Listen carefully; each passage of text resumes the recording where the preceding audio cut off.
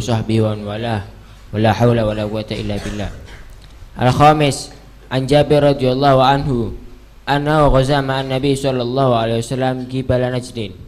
Falamma kafala Rasulullah sallallahu alaihi wasallam kafala ma'ahum fa adrakatuhum al-qailah fi wadin katsiril idha.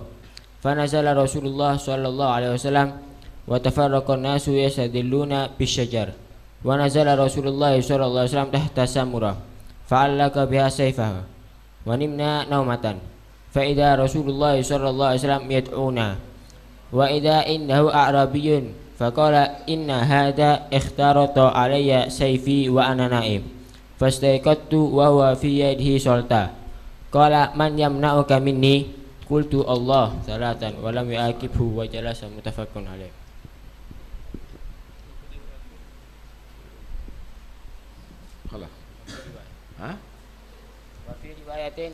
كمل.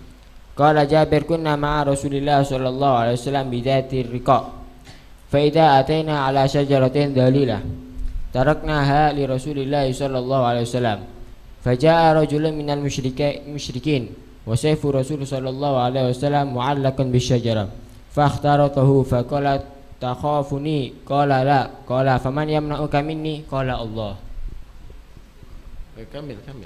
وفي رواية أبي بكر الإسماعيلي في صحيحه قال من يمنعك مني قال الله قال فسقط السيف من يده فأخذ رسول الله صلى الله عليه وسلم السيف فقال من يمنعك مني فقال كن خير آخذ فقال تشهد أن لا إله إلا الله وإني رسول الله قال لا ولكني أعاهدك أن لا أقاتلك ولا أكون معك من يقاتلونك فخلى سبيله فأتى أصحابه فقال جئتكم من عند خير الناس. اللهم صل عليه. قالوا قفل أي رجع والأوضاع الشجرة الذي له شوك والسمرة بفتح السين وضم الميم الشجرة من الطلح وهي الإدام من الشجرة الأوضاع واختارت السيف أي سله وهو في يده سلطان أي مسلولا وهو بفتح الصاد وضمها.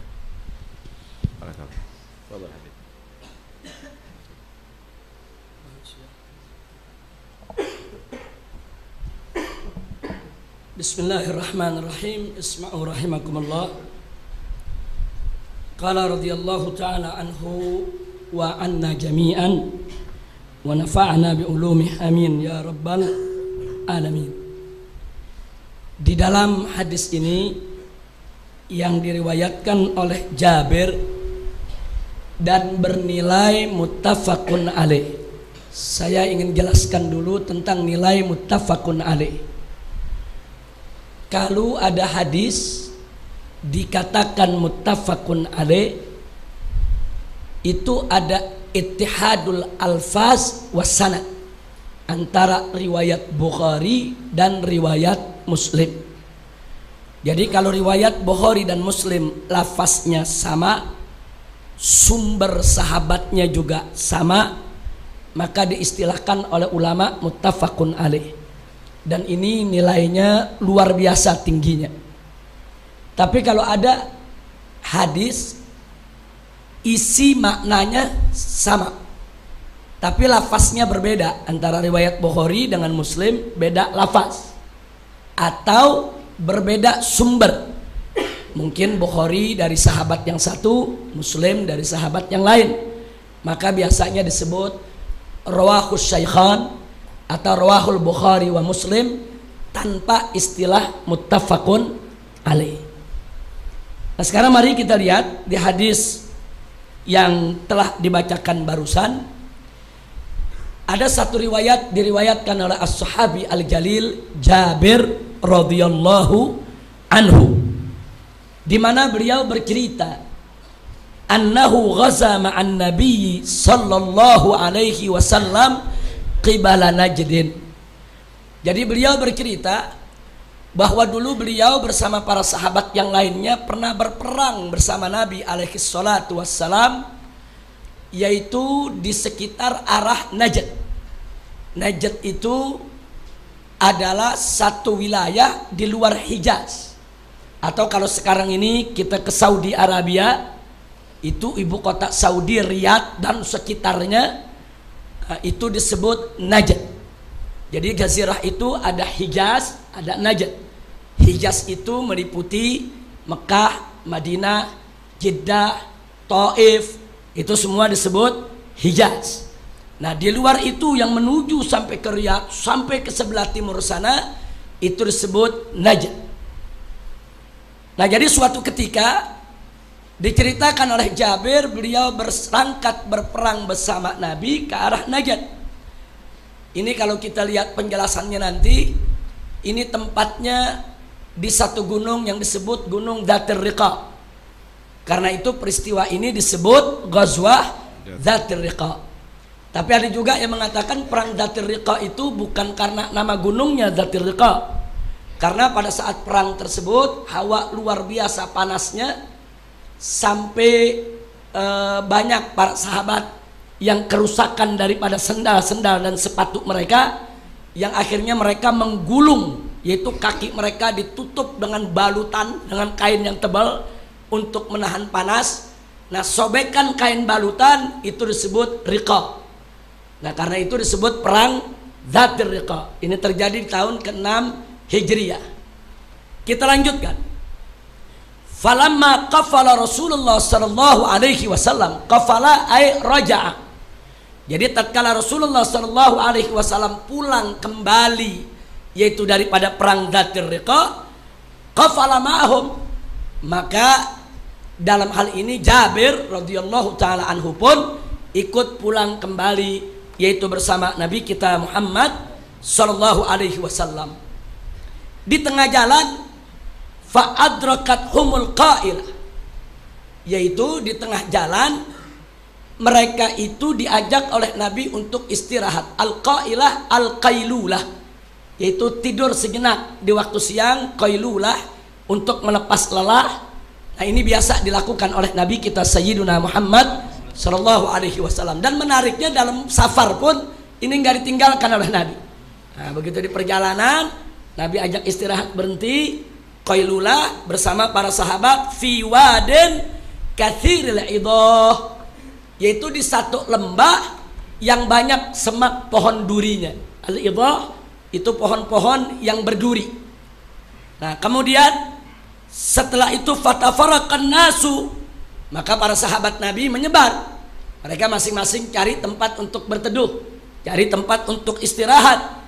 Yastadilluna bisyajar, di mana mereka berteduh, yaitu di bawah pohon-pohon yang ada di lembah tersebut.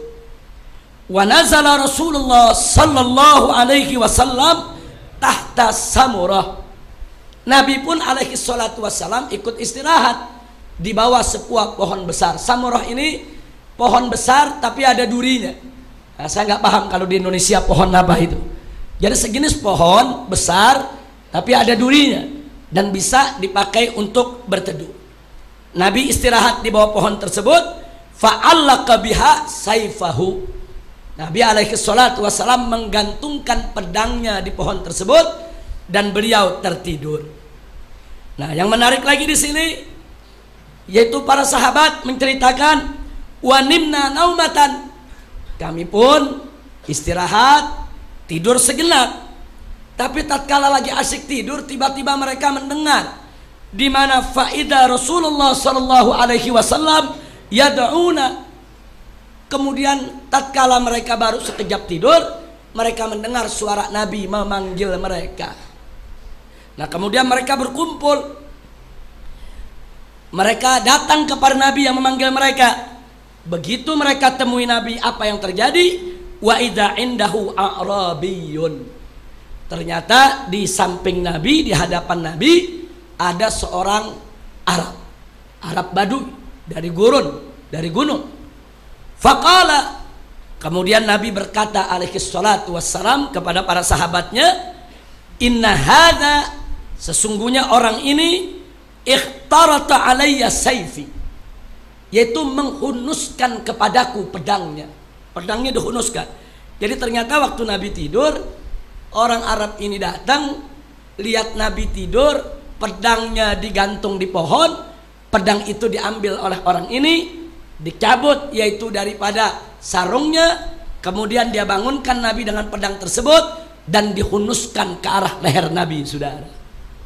Jadi Nabi mengatakan, menceritakan para sahabat, inna hadza ikhtarata alayya sayfi wa ana naim.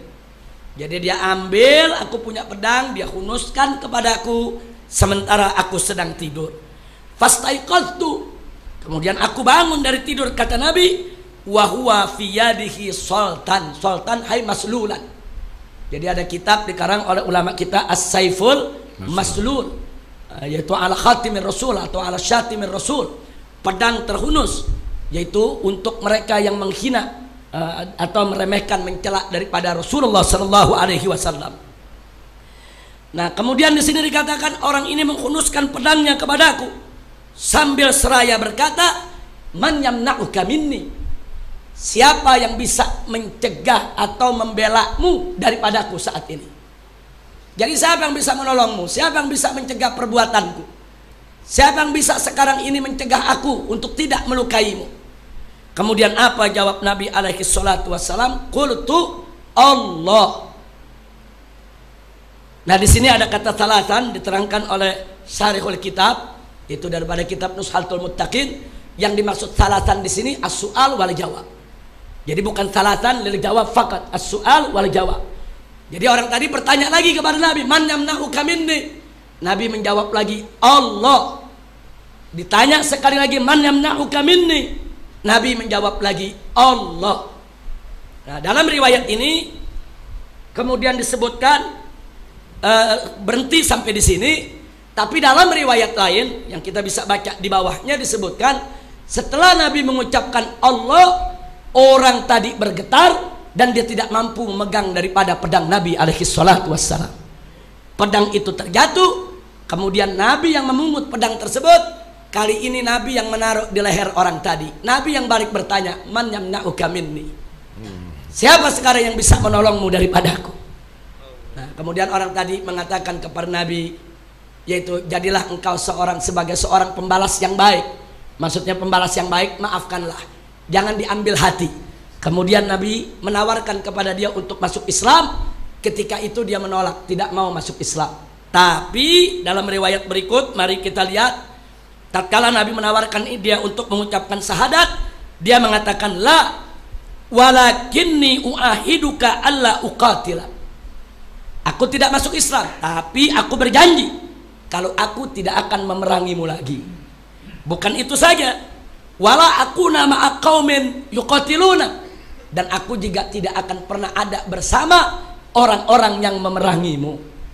Jadi dia tidak mau masuk Islam, tapi dia berjanji untuk tidak mengganggu Nabi, tidak menghalangi dakwah Nabi, tidak memerangi Nabi, tidak membantu orang-orang yang memerangi Nabi alaihi salatu wassalam. Akhirnya dilepaskan oleh Nabi alaihi salatu wassalam, dan orang ini kembali kepada kaumnya. Apa dia katakan kepada kaumnya? Jitukum min indi khairin nas. Aku datang kepada kalian saat ini, yaitu dari orang yang manusia yang terbaik yang pernah aku dapatkan. Nah, di dalam riwayat lain disebutkan bahwa orang Arab Badui ini bernama Ghawras ibnul Harith. Nah, dia dari Bani Muharib yang memerangi Nabi pada saat perang Dzatir Riqa. Kemudian orang ini pada akhirnya beberapa fatrah kemudian masuk ke dalam ajaran Islam. Jadi memang dalam hadis ini tidak diceritakan takmilahnya, tapi dalam syarah di bawahnya diceritakan takmilahnya. Orang tersebut bernama Ghawras ibnul Haris radhiyallahu taala anhu, yang pada awalnya memang menolak untuk masuk Islam, tapi kemudian akhirnya masuk Islam bersama Nabi kita Muhammad sallallahu alaihi wasallam. Nah, baiklah ahibbail kiram rahimakumullah, sedikit saja yang ingin saya ajak bersama-sama untuk mengambil fawaid, yaitu daripada hadis yang baru saja kita bacakan bersama. Kita bacakan saja bagian bawah daripada kitab Nushatul Muttaqin dalam syarahnya. Ini ada hal yang menarik, yaitu di mana syarahnya mengatakan bahwa pelajaran yang bisa kita ambil daripada hadis ini, pertama adalah tentang syaja'atun Nabi sallallahu alaihi wasallam, keberanian Nabi wa thabati qalbih amamal mukhatir. Jadi keberanian Nabi dan sikap tegarnya di saat yang sangat berbahaya. Ini pedang sudah dihunuskan di leher Nabi. Ancaman dibunuh bukan sekedar ancaman. Pembunuhan sudah ada depan mata. Tapi Nabi menunjukkan sikap tidak panik, tidak takut, tidak kewalahan, tetap tenang. Ini luar biasa. Ini menunjukkan keberanian yang luar biasa. Jadi kalau kita mau lihat orang berani atau tidak, bukan saat dia punya kekuatan rame-rame gebugin orang, bukan. Kalau dia rame-rame gebugin orang, teriak-teriak, petantang, petenteng, orang bilang ini berani, belum tentu. Saya punya pengalaman masuk penjara. Ada yang menarik. Di luar dia jagoan, ayam jago. Begitu masuk penjara kan banyak ayam jago, jadi ayam sayur dia. Ini terjadi, saudara. Oh, di luar luar biasa petantang petenteng. Begitu dia dalam, dia ketemu aneka ragam preman, aneka ragam penjahat. Kelihatan mana yang berani, mana yang enggak. Nah, karena itu di sini kita ingatkan bahwa orang yang berani itu adalah orang yang mampu menguasai dirinya. Baik pada saat dia marah, atau pada saat dia panik, atau pada saat dia dalam bahaya. Orang yang tidak punya keberanian, begitu pedang ada di lehernya, dia akan gemeter. Karena kematian ini akan menjemput dia. Sebentar lagi orang ini akan membunuh dia. Tapi begitu dia tenang, begitu dia tidak gemeter, begitu dia tidak panik, bahkan dia mampu menjawab. Nabi ditanya, siapa yang bisa menolongmu? Allah. Dengan jawaban yang pasti, dengan jawaban yang meyakinkan, dengan jawaban yang penuh percaya diri. Ditanya lagi, siapa yang bisa membantumu? Tetap jawaban Nabi tidak berubah, Allah. Ditanya lagi, jawaban Nabi alaihi salatu wassalam tetap tidak berubah, Allah. Ini menunjukkan sabati qalbi. Bagaimana mantapnya jiwa Nabi, bagaimana mantapnya jiwa Nabi, dan itu teruji pada saat yang sangat-sangat berbahaya sekali. Sallu ala Nabi sallallahu alaihi wasallam. Nah, kemudian berikutnya, wathiqatuhu billahi ta'ala wa sidqi tawakkuli alaih wa husnul iltija'i ilaih. Jawaban Nabi tadi alaihi salatu wassalam juga menunjukkan bagaimana tingginya keyakinan Nabi kepada pertolongan Allah, dan bagaimana tingginya tawakal Nabi di dalam menyerahkan nasibnya kepada Allah, dan bagaimana tingginya upaya Nabi untuk memohon perlindungan Allah. Jadi ini cukup menjadi dalil buat kita semua tentang keberanian Nabi, ketegaran Nabi, ketenangan Nabi di dalam menghadapi persoalan dan permasalahan, termasuk juga bagaimana tawakalnya, bagaimana iktimatnya kepada Allah, bagaimana juga yaitu upayanya yang sedikit pun tidak goyang untuk selalu memohon pertolongan Allah subhanahu wa ta'ala. Bahkan di kalangan ahli sufi ada pelajaran lain. Di kalangan ahli sufi pada saat membahas ini mengatakan, itu lafzul jalalah Allah, itu kalau diucapkan dengan penuh keyakinan, kalau diucapkan dengan penuh percaya kepada Allah subhanahu wa ta'ala, itu pasti akan menggentarkan hati orang lain. Jadi bukan hanya, apalagi kalau itu yang mengucapkannya adalah Nabi Rasulullah sallallahu alaihi wasallam. Jangankan Rasul yang mengucapkannya, jangankan Nabi yang mengucapkannya, siapapun orang beriman mengucapkan kata Allah dalam hal memohon pertolongan, memohon perlindungan, di dalam meminta keselamatan, Allah itu akan mampu menggentarkan hati musuh, saudara. Nah, ini tentunya makna-makna semacam ini merupakan makna-makna batin yang luar biasa, yang tentu perlu kita simak, perlu kita hayati, dan perlu kita amalkan, insya Allah. Nah, baiklah, yang berikutnya, cerita ini tidak sampai di situ, tapi juga menjadi dalil tentang afwun Nabi sallallahu alaihi wasallam wa karami khuluqih wa adamun tigabih li nafsih.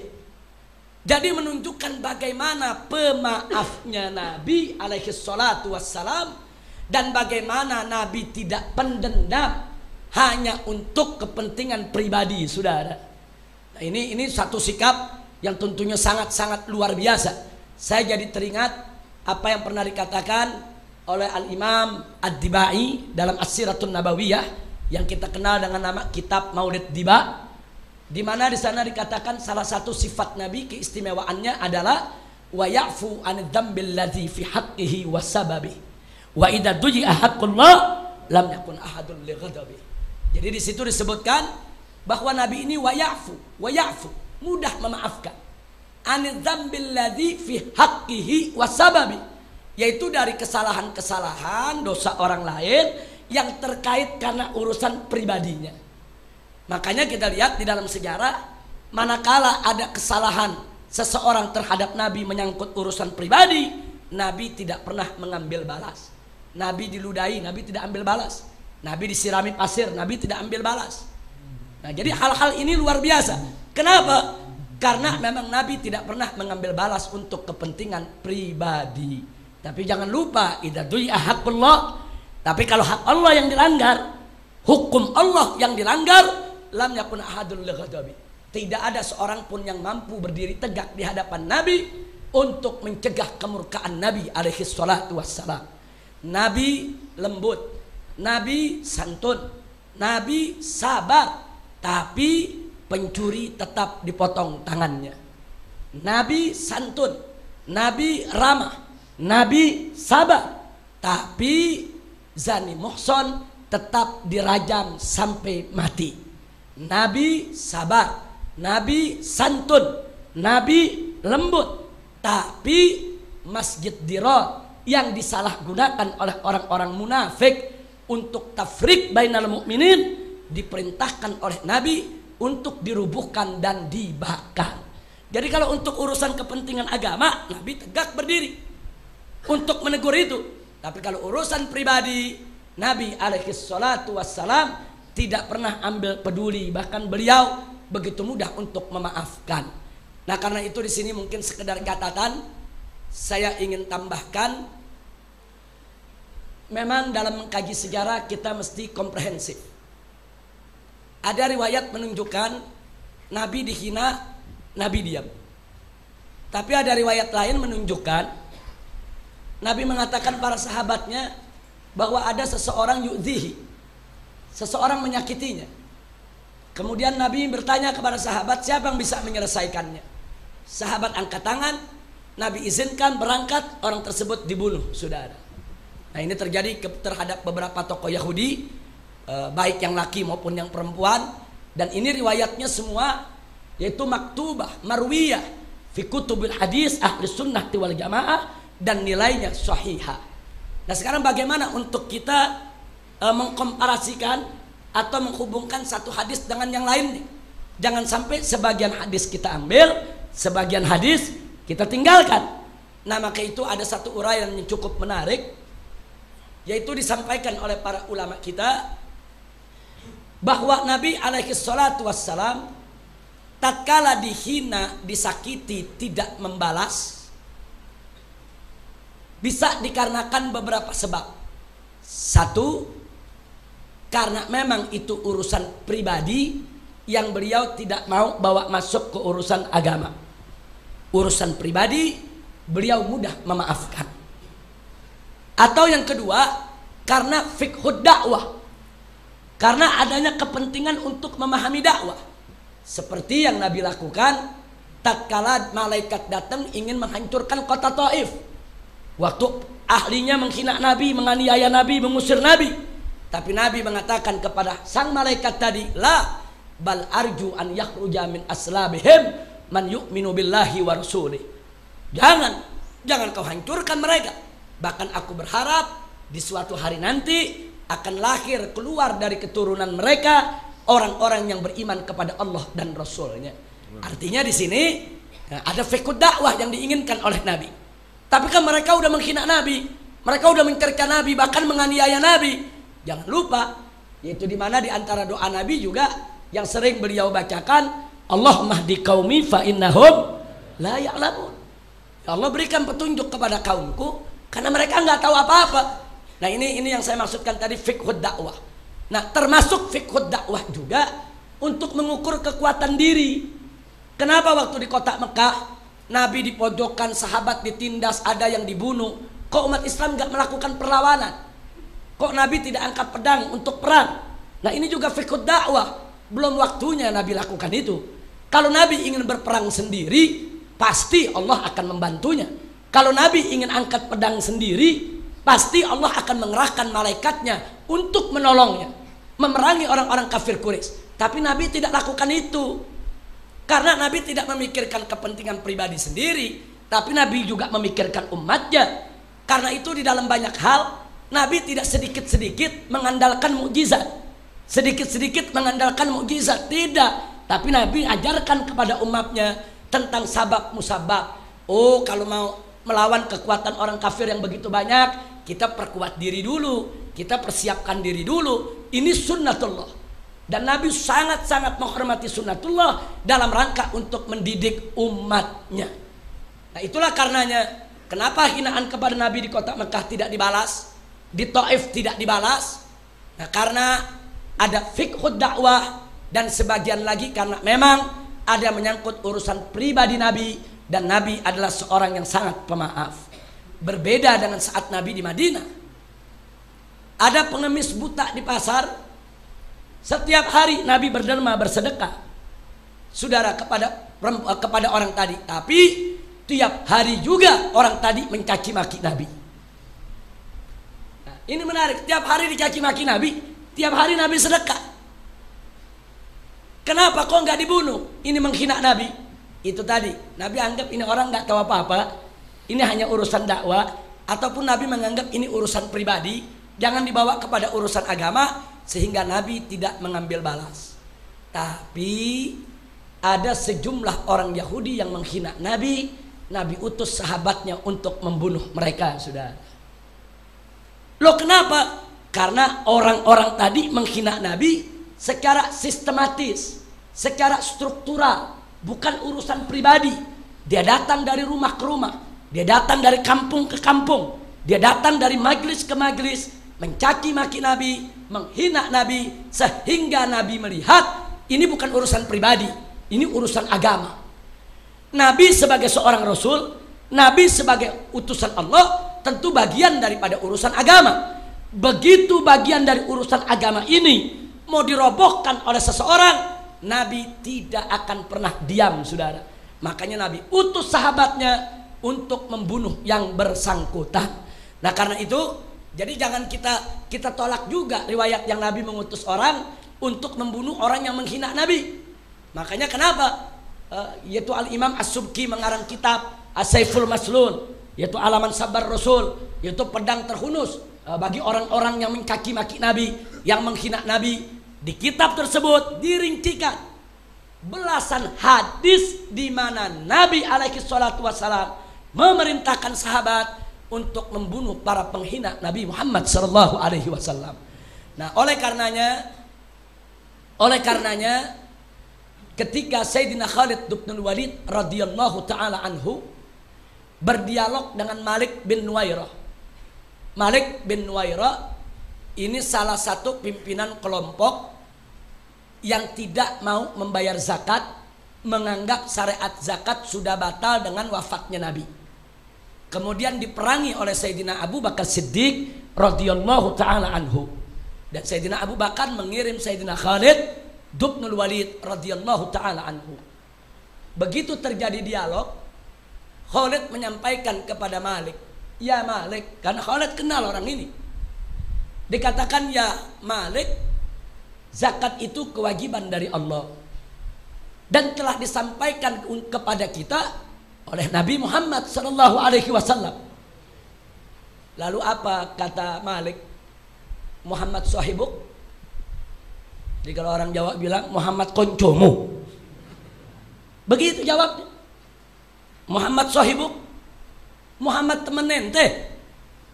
Dengar jawaban itu, Khalid bin Walid marah besar, langsung berdiri, dia cabut pedangnya. Khalid mengatakan, "Kurang ajar, wailat, Celaka kau. Kau sebut nama Nabi dengan kehinaan, dia tebas batang leher, dibunuh. Nah, beberapa sahabat yang melihat kejadian tersebut protes, tidak suka lihat sikap Khalid yang dianggap berlebihan. Laporlah mereka kepada Sayyidina Abu Bakar Siddiq, Khalifatul Rasulullah sallallahu alaihi wasallam. Kemudian Sayyidina Abu Bakar Siddiq mengorek apa latar belakang ceritanya, diceritain. Ini Khalid Ibn Walid ngajak dialog dengan Malik, kemudian tidak sabar. Kenapa tidak sabar? Kok bisa dibunuh? Ada apa? Diceritakan. Iya, waktu Malik dikasih tahu bahwa zakat itu perintah Allah, diajarkan oleh Nabi Muhammad. Malik menjawab, Muhammad sahibu, Muhammad teman anda. Khalid tersinggung, dianggap itu menghina Nabi, dibunuh. Lalu apa jawab Sayyidina Abu Bakar Siddiq radhiyallahu taala anhu? Kata Sayyidina Abu Bakar Siddiq, andai kata aku yang mendengar kalimat itu, niscaya aku yang tebas batang lehernya. Subhanallah. Nah, yang ingin saya sampaikan, menghina Nabi di depan Nabi bisa pribadi, bisa agama. Menghina Nabi, penghinaan terhadap Nabi di hadapan Nabi, Nabi masih hidup. Nabi alaihi salatu wassalam hayyun bainan nas, Nabi hidup. Ada orang menghina Nabi di depan Nabi, maka bisa urusan pribadi, bisa urusan agama. Kalau urusan pribadi dimaafkan oleh Nabi. Kalau urusan agama, Nabi menegakkan hukum bagi penghina Nabi. Itu satu. Yang kedua, menghina Nabi di depan sahabat Nabi, bukan depan Nabi. Baik tatkala Nabi masih hidup maupun setelah wafatnya Nabi. Yang terjadi, saudara, bahwa beberapa riwayat sahihah dalam hadis menceritakan betapa sejumlah sahabat Nabi membunuh orang yang menghina Nabi saat Nabi masih hidup, dan Nabi tidak menghukum mereka.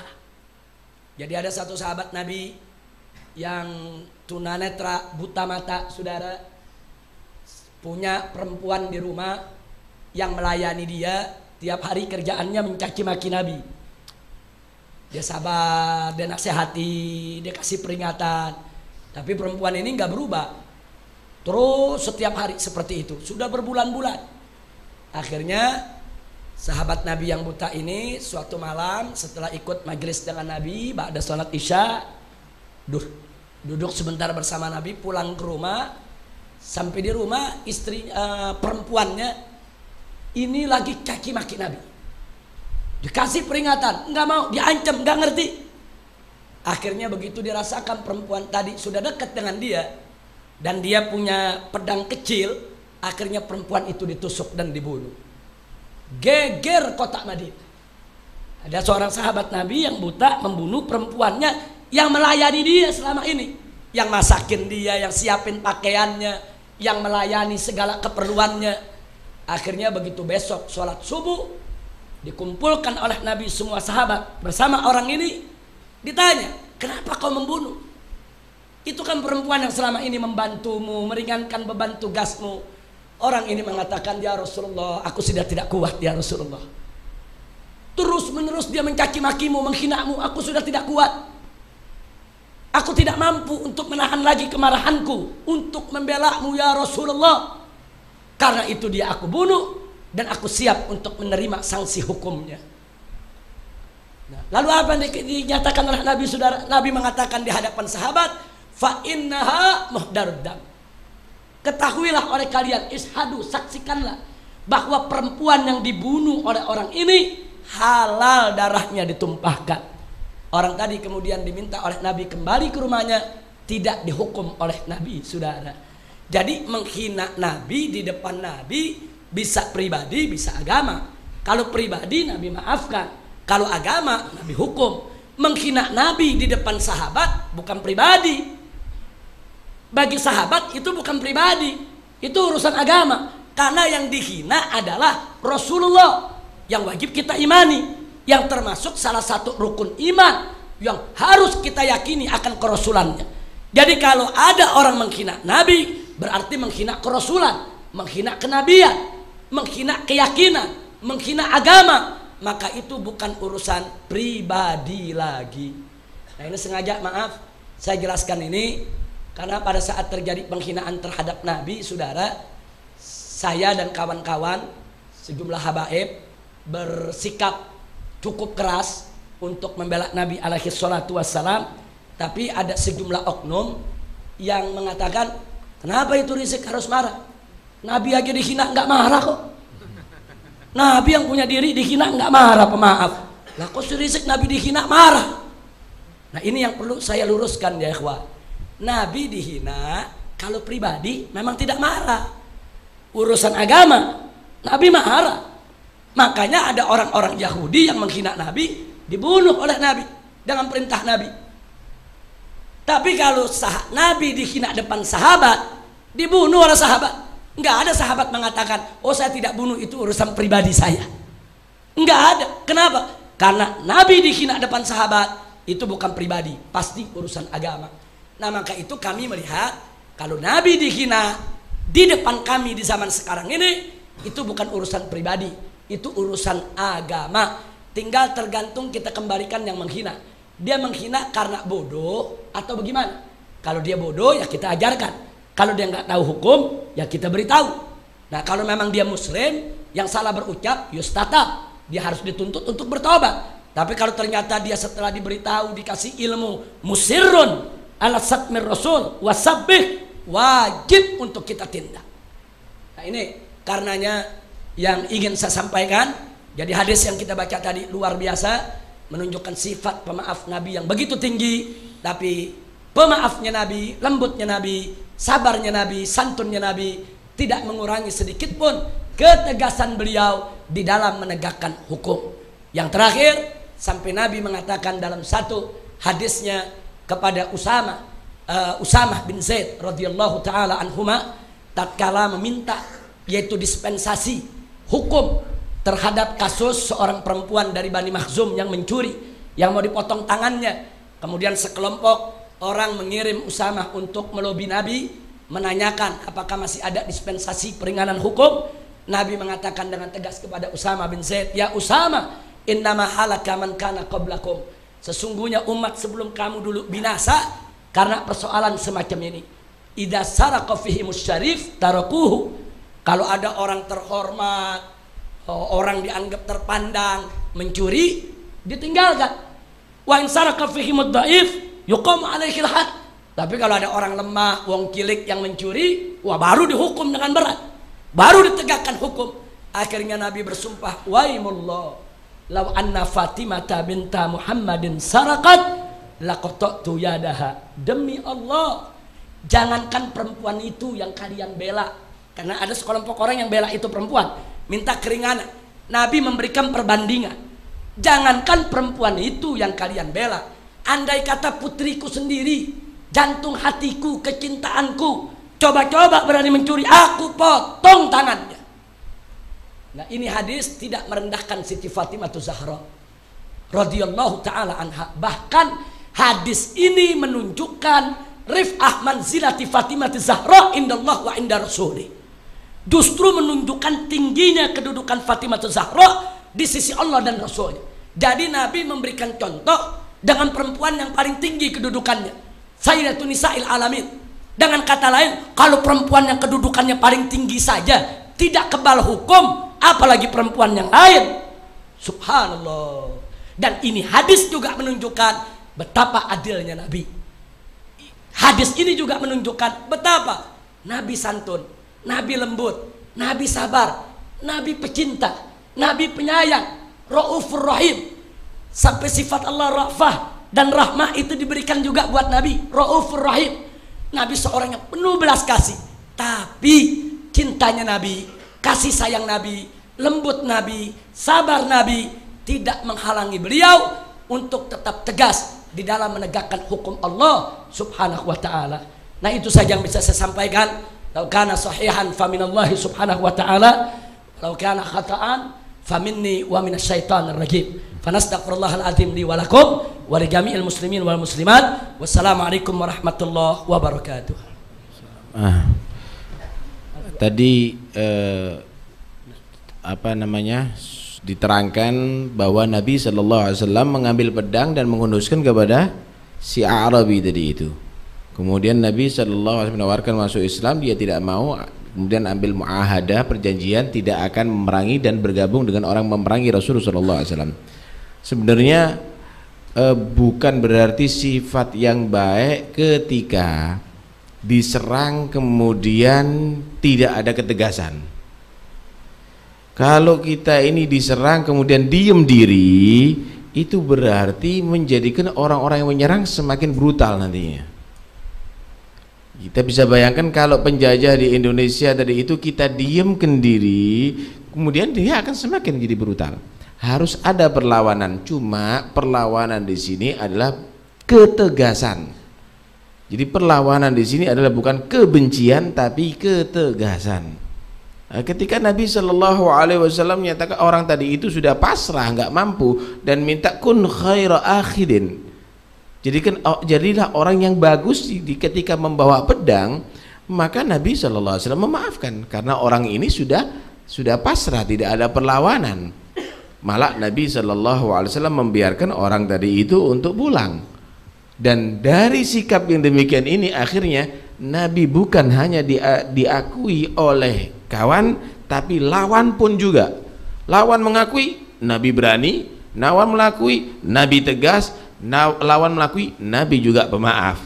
Bukan berarti kalau udah dipukul habis kemudian dibiarkan ya khair, kemudian tanpa ada perjanjian tidak akan mengulang lagi, kemudian tidak patuh, tidak ada rasa takut, tidak bisa, harus ada jera, ada sifat jera, kemudian harus ada takut, ada muahadah, ada perjanjian, tidak ada mengulangi lagi.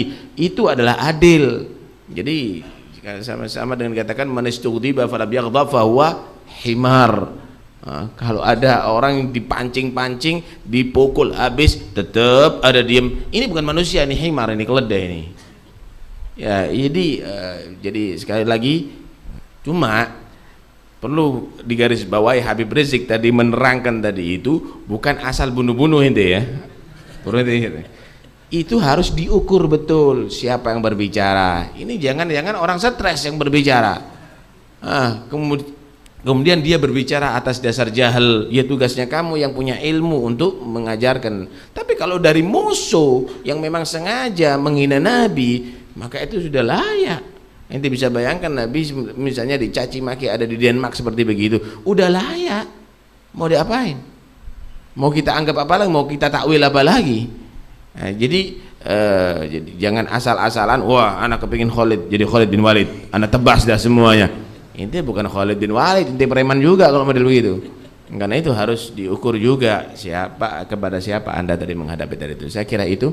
Wah, sebenarnya ada satu kitab lagi tapi sudah waktu yang tidak mengizinkan. Yang jelas insyaallah pertemuan ini ada khair, ada baik, ada berkah, dan insyaallah yatakarrar al-liqa, akan berulang-ulang lagi insyaallah pertemuannya. Wallahu a'lam.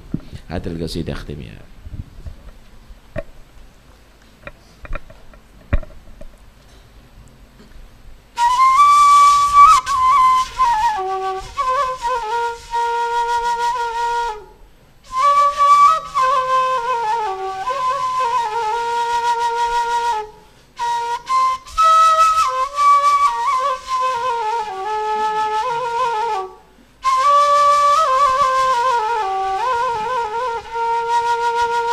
لي برجواك يا مولاي علقة قوية تحت بابك وشوفني فيك يا ربي نية وانت يا ربنا تعلم بما في الطوية قيدك داري بما في الظاهرة والخفية الله الله يا الله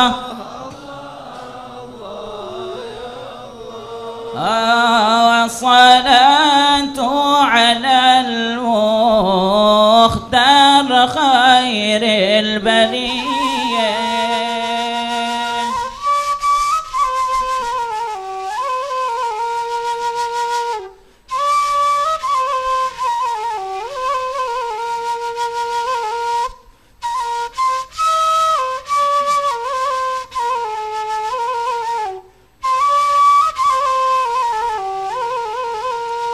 وإن عصينا وسرنا في الطريق العكية فإن لك جود يغفر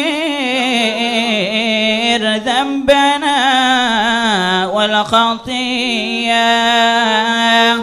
تحت بابك وكل منك يبغى عطية.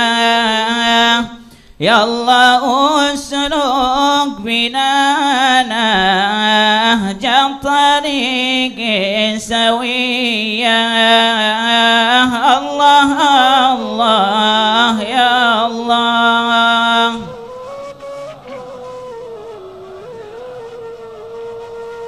والصلاة على المختار خير البرية.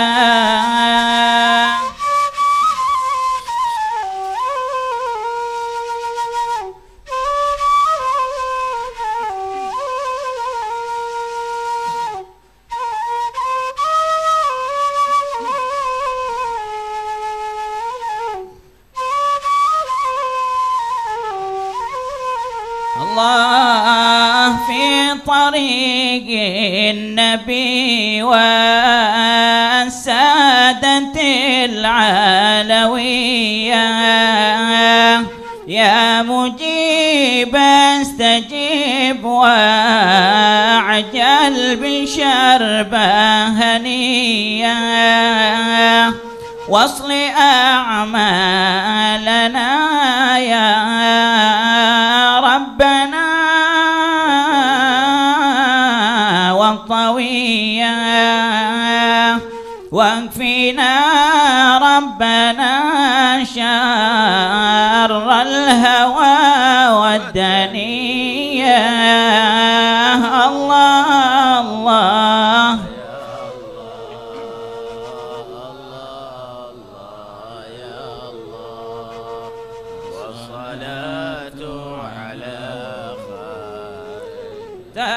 خير البرية.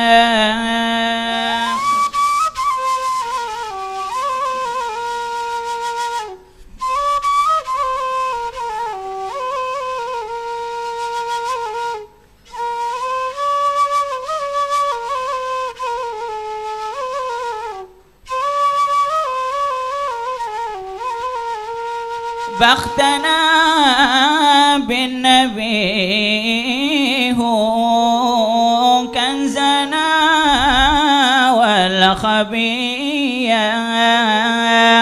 لتعكى تجي في الحال منه بنتية في كفلهم ومعهم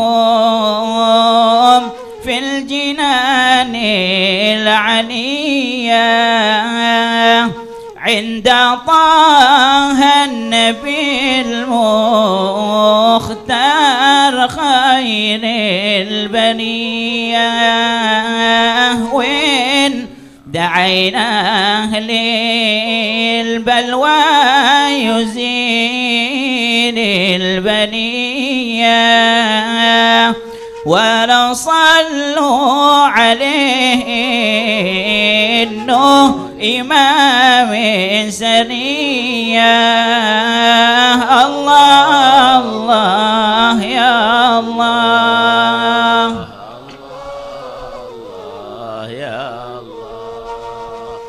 والصلاة على المختار خير البرية.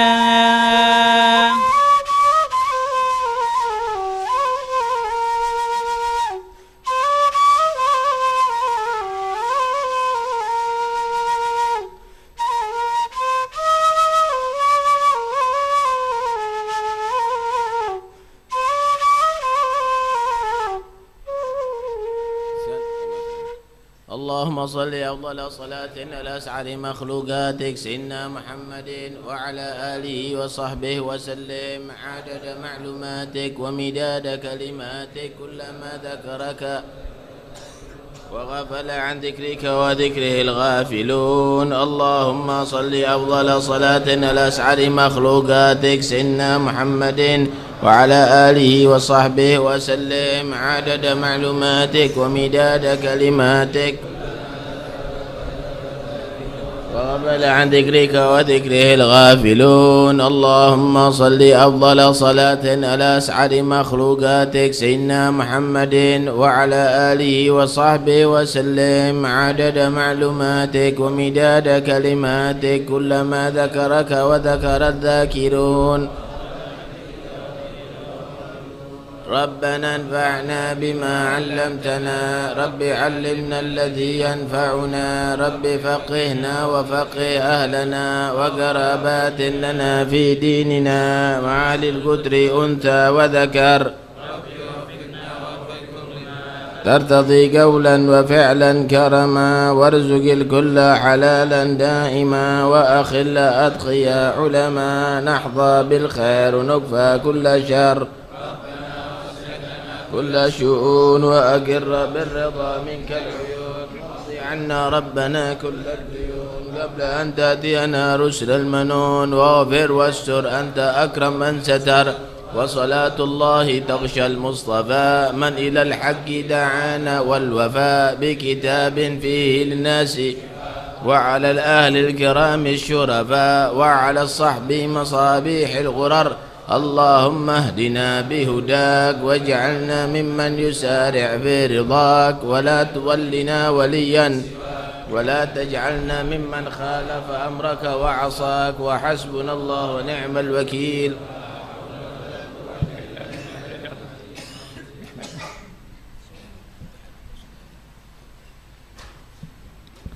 الفاتحة من القبول والإقبال وصلاح الأحوال، يغفر الذنوب ويستر العيوب ويبلغ كل مطلوب بجنح محبوب. والله يفتح علينا فتح العارفين، يفقهنا في الدين ويعلم تأويل ويهدينا الأشياء السفيد، وحسن الخاتمة عند الموت بعد طول العمر في طاعة الله في خير وعافية، وأن الله ينور قلوبنا وقوالبنا مع الهدى والتقى والعفاف والمعدلة في الإسلام بلا محدة ولا امتحان بحق سيدي ولد عدنان، وأن الله يبارك لنا في أولادنا. ثم لا روح مشايخ البلد، ثم لا رسلنا ورحب سيدنا رسول الله محمد بن عبد الله جميع آبائي وإخواني من المرسلين، صلوات الله وسلامه على أبي بكر وعمر وعثمان وعلي وسيدنا وفاطمة وزهرة وخديجة وعائشة رضا وسيدنا الحسن والحسين الحمد لله من بيت رسول الله وأنصار رسول الله والمهاجرين في سبيل الله، وسيدنا علي بن عابدين سيدنا محمد الباكستاني جعفر صالح سيدنا علي ورئيس محمد نجيب سيدنا نجيب، وسيدنا المهاجر اللهم عيسى وبيت الله بن عاقب محمد علي وبيت الله بصيم بن الجليل بن وبيت الله وأصول فهم، وسيدنا علي خالق سيدنا سيدنا محمد البربر مسير سيدنا الأعظم من كلمة مطر سما الفقير مقدم محمد بن علي بعلوي، وجميع سادنا أبي علي المقدم الثاني سيدنا عبد الرحمن محمد سكر سكر وسلم محضور سلطان على سيدنا عبد الله بن عقيل فاولى من جميع سيدنا الشيخ خليفه بن سكر بن ثم سيدنا احمد شاه بن اكبر حمزه الاصغر سيدنا عمر محمد بن شيبان سيدنا احمد بن علي باجر سيدنا فخر وجود سيدنا بن سالم سيدنا عقيل بن سالم سيدنا حسين بن شيبان سيدنا محمد بن حسن جمال سيدنا محمد بن علي مولى ابو مريم سيدنا احمد محمد حبيب شيب سيدنا عبد الرحمن محمد مولى عائشه سيدنا يوسف بن عابد حسن حبيب عمر بن عبد الرحمن العطاف والشيخ خليل عبد الله بارز حبيب عبد الله بن علي بن حداد حبيب احمد بن زين حبيب حسن بن حداد حبيب حامد بن عمر عمر بن سكاوي حبيب حسن بن صالح البحر حبيب ابو بكر بن عبد الله الطاش حبيب صالح بن ابراهيم صالح بن عبد الحميد محمد بن حسين حبيب ادريس بن حبيب علي بن محمد الحبشي ثم حبيب ابو بكر بن محمد بن سكاوي حبيب الهاشم وشورب ثم المشاهد حبيب علي بن سكاوي حبيب جعفر بن شيخان سكاوي وشورب وفريه ثم لم نقدم اهل واموات هذه البلده ثم لوالدينا والديكم وامواتنا وامواتكم واموات المسلمين عامه ان الله تغشى بركه الله يفتح لنا في العارفين وكنا في الدين ويعلم التاويل يهدينا السبيل والله يبارك لنا فيما رزقنا ولا كل نيه صالحه جاء مخرجنا والاخره نوينا ما نوى شيوخنا باستئصال الفاتحه.